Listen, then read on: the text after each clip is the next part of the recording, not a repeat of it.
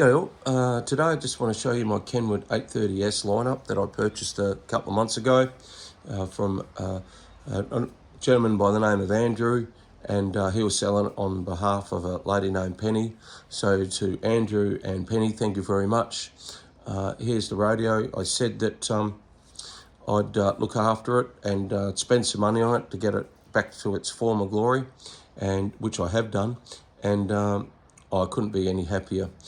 So the radio is advertised as set on a WA news, and yeah, I've always wanted one of these radios, and I thought I'd just want to, if I could get one from a local person, that'd be even better. And yeah, I was lucky enough to get not only the radio but the whole lineup, all apart from the linear. So I've got the external VFO that works a treat, the radio speaker, and the external antenna tuner as well, and the MC50 desk mic. Also got a whole heap of other bits and pieces, rotator and everything like that, but this was the main thing. This is the one I wanted. So, yep, got the radio off Andrew. It was a bit dusty and everything like that. The radio had been sitting around for like 20 years apparently in a shed or garage, and but for the dust and everything like that, I could see a really good radio. So I got it home, cleaned it up, and fired it up and just let it sit for about an hour or two.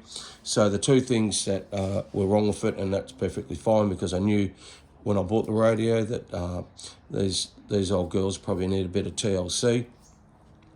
Was a bit low down on power, and also the VFO was really crunchy. It didn't really mesh. You could feel that there was something going on inside with the VFO itself. It's fine now, but the shaft was a little bit wobbly and everything like that. So I thought, okay. I did tell Andrew at the time that the radio would be going off to the tech, and off it went. So about 2 weeks later, I got a phone call and went around there, and I got a bit of a shopping list. So I needed to get some new tubes. But the main thing was a new one of these, a new VFO, or a new second-hand VFO. This one is really bad. It sort of, it was crunchy, as I said. When I saw it, there was a whole heap of strip gears. I don't know, sorry if you can't really see inside, it's a bit dark now. So there's a whole heap of strip gears inside it, and that was from use, which is fine, because that's what radios are there for. No drama there. So ordered a new VFO, got one from the States, which was from a buyer that I've bought a bit of stuff from, or a seller I should say, and he said, no, this one's an absolute Mickey Mouse. This one virtually looks like it hasn't even been used. And I got it, and about 2-3 weeks later, and he was dead right. In fact, I don't think it had been used. It had been pulled out of a radio for whatever reason. So we put the VFO in and got it going, and the next thing was the power. So it was a bit low down on power. So the next thing was to get a driver tube. So put out on a help on Facebook over here on the VK6 Facebook page, and a gentleman by the name of Terry came back to me and said, Colin, I've got a brand new one in its box. And I thought, yep, you beauty. So here it is here. Well, that's the box. So to Terry up in Geraldton, thanks mate. You're part of the journey as well. So put the new driver in, and away she went. There was a couple of other things that were a little bit funky with the radio that needed bit of work, and it was beyond my skill set to find out what was wrong with it. So we got all that fixed, and yeah, now it does more than what it should. As everyone knows, these old radios can certainly crank out the PEP. So yeah, it's back. It's an absolute joy to listen to. Just got a local net on. It's 10 to 5 over here in Perth, and between 4 and 5 in the on Sunday afternoons, they have the thing called the Rainbow Net, a Rainbow Coast Net, and there's a few guys that get on and everything like that. So we'll just have a quick listen, see what, and hear anything still.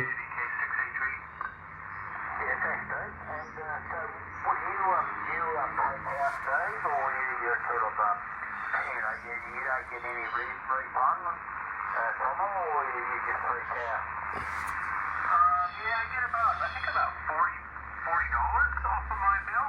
I think it's So we've got 5 and 7 at the moment. I'm only running a off centre fed diaphragm about 15, 20 feet off the ground. Nothing special or anything like that. Propagation isn't the best at the moment. Obviously, we're in the dead of winter over here in Perth. So, but these guys will peak in better numbers earlier on. But yeah, so I've got to work the filters. You got to work the radio. There's a couple of things you need to do, obviously, to get the radio right. Just mucking around a bit there. Obviously, use the notch filters and everything like that. It was interesting that this radio had a gold Kenwood 830S badge on it, but it's not the gold edition with all the filters, although it does have the SSB filter in it. It didn't have the CW filter or anything like that.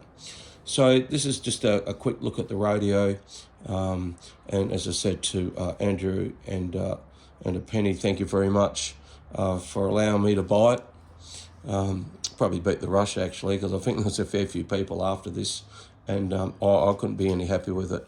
What I need to do is make some space and get it up and running and learn how to use these old radios properly. Yeah, they're a joy. They're a joy to use and also to listen to. The receiver on it's fantastic, and I couldn't be any happier with it. Okay, this is just a quick one. Thanks for watching. Don't forget, like, subscribe, share, do all that stuff, and hopefully do a bit more HF stuff as time permits over the next month or two. Okay, thanks for watching. 73s.